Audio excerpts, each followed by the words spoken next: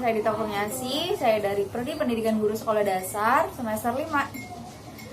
Di video kali ini saya akan membahas mengenai peran manajemen berbasis sekolah dalam meningkatkan mutu pendidikan. Dengan adanya video kali ini yaitu untuk memenuhi tugas ujian akhir sekolah dalam mata kuliah manajemen berbasis sekolah dengan dosen pengampu Bapak Dede Hardiansyah, MPD. Jangan lupa disimak. Halo, perkenalkan nama saya Dita Kurniasi, NIM saya 2086206010. Saya dari Prodi Pendidikan Guru Sekolah Dasar semester 5. Oke, kita lanjut ke materi berikutnya yaitu apa sih pendidikan itu? Nah, Purwadarminta 2015 mengatakan bahwa pendidikan merupakan salah satu penggerak bagi pembangunan dan bekal yang sangat utama dalam menghadapi perubahan zamannya.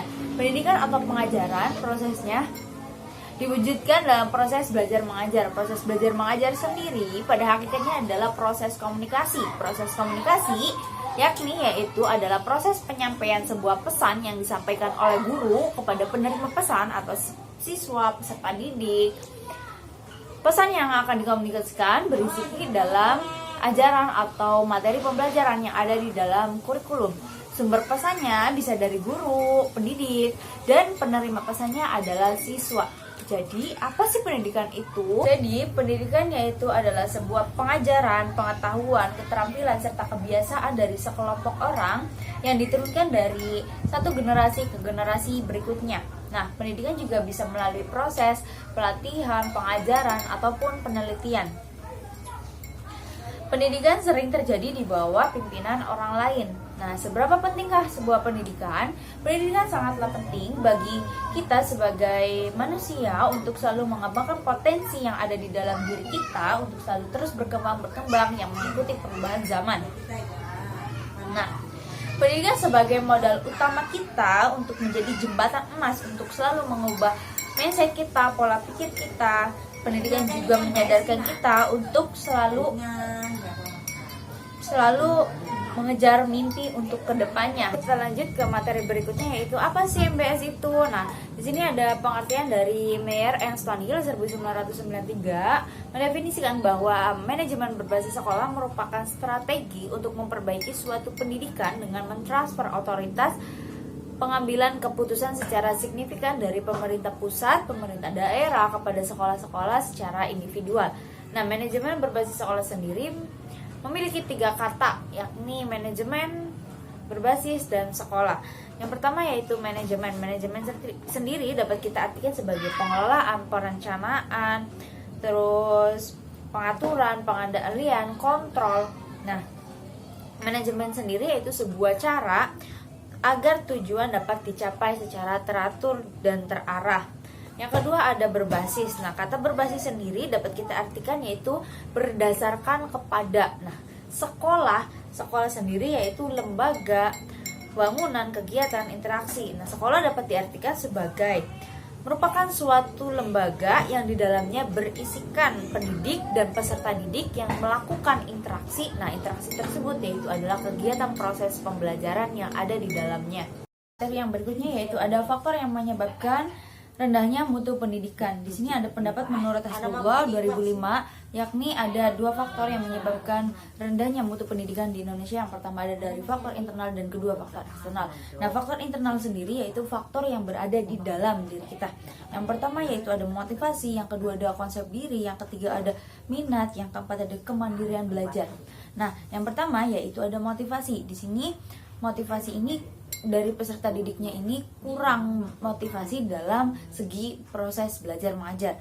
Yang kedua ada konsep diri. Nah, seorang anak yang biasanya berada di lingkungan yang negatif, artinya sering dipukul, dihina, terus tidak pernah mendapat pujian dari siapapun, maka mereka akan memiliki konsep diri yang negatif. Nah, sebaliknya, jika seorang anak yang berada di lingkungan yang baik, mereka akan merasa dirinya ini dihargai dan dihormati, disayangi, maka mereka akan memiliki konsep diri yang positif. Nah, yang ketiga ada minat. Minat ini, si peserta didik ini tidak bisa menggali potensi yang ada di dalam dirinya sendiri. Nah, untuk menggali potensi yang ada di dalam diri kita, kita bisa menggunakan peran orang tua, peran pendidik. Nah, peran orang tua ini sangat penting. Peran orang tua ini, jika si anak bisa memiliki potensi ataupun bakat minat, maka si orang tua ini orang pertama yang bisa melihatnya, itu bisa menggunakan les privat dan sebagainya, kursus. Si orang tua ini bisa memasukkan anaknya ke dalam kursus yang mereka sukai. Nah, yang keempat ada kemandirian belajar.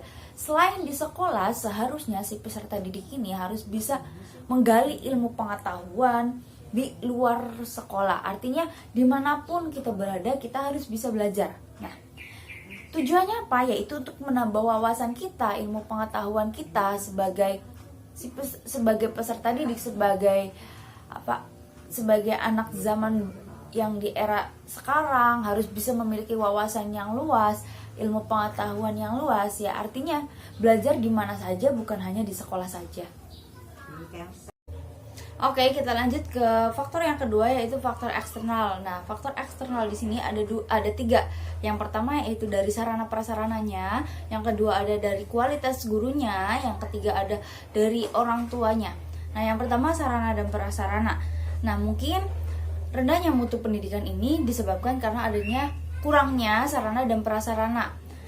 Pengelolaan sarana dan prasarana ini sangatlah penting karena di lembaga pendidikan, sarana dan prasarana ini adalah faktor yang utama. Nah, pengelolaannya juga agar sarana prasarana dan terpelihara dan jelas kegunaannya. Nah, yang kedua ada rendahnya kualitas guru. Nah, di Indonesia ini rendahnya kualitas guru ini karena mungkin dari si gurunya tersebut kurang memahami teknologi yang ada. Karena di perkembangan zaman sendiri teknologi semakin terus berkembang, tetapi skill dari kita-kitanya belum untuk bisa memadai dari teknologi tersebut. Caranya bisa dengan kita mengikuti workshop, terus ada pelatihan-pelatihan keguruan dan sebagainya. Yang ketiga ada dari orang tua. Nah, orang tua sendiri biasanya menjadi rendahnya mutu pendidikan yaitu dari, maksudnya kayak si keluarga tersebut berada di kalangan bawah. Nah, biasanya orang-orang yang berada di kalangan bawah ini tidak mementingkan akan yang namanya pendidikan. Nah, biasanya seperti itu. Baik, kita lanjut ke materi berikutnya. Di sini ada tujuan penerapan manajemen berbasis sekolah. Menurut Sumakir dan Sapari 2001 menjelaskan bahwa tujuan utama dari manajemen berbasis sekolah adalah meningkatkan dan mengefisiensi pengelolaan dan meningkatkan relevansi pendidikan di sekolah dasar dengan adanya wewenang yang lebih besar dan lebih luas untuk sekolah untuk mengelolanya unsur sendiri.